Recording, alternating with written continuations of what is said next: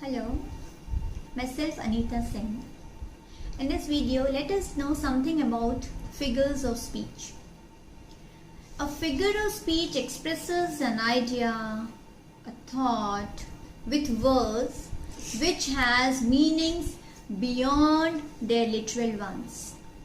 Figures of speech stimulates imagination in the minds of the readers.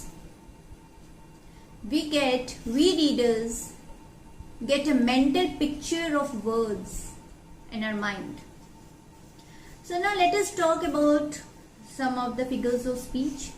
The most common being simile. In simile, there is a direct comparison of two things.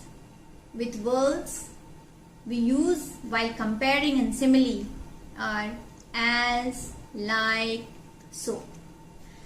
So like in phrases, when we cite examples, while citing examples of simile, we can say she is like an angel.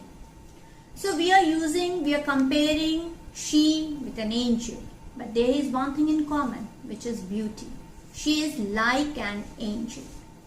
And in other phrases, when we say as busy as bee, so very busy as bee, as wise as an owl, as cunning as fox.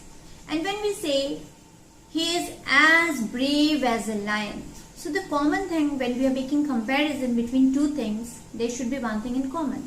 So in this sentence, when we say he is as brave as a lion, so the common factor is bravery. In the same way, when we use the previous sentence, she is like an angel, the common factor is beauty.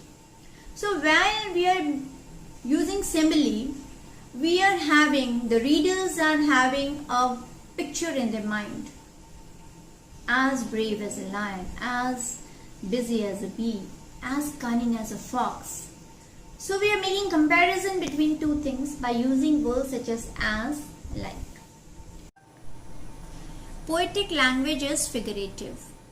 Poets use several types of figures of speech in their poems just to create an imagination in the minds of the readers. We get a vivid picture, a descriptive picture of what exactly the poet wants to convey through his words in a very figurative way. So in the poem The Trees by the poet Adrian Rich, the poet tells us about the trees that are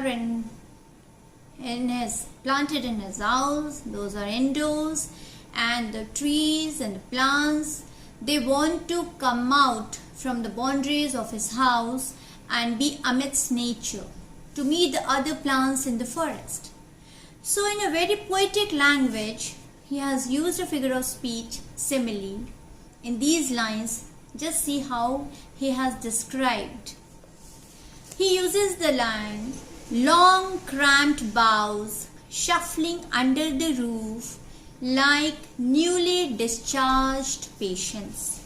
So here the poet is very vividly describing, and he is creating an imagination in his readers to show how the leaves and twigs of the trees are trying to come out from his house just to meet the other plants in the forest, and how they have been compared. They have been compared like newly discharged patients.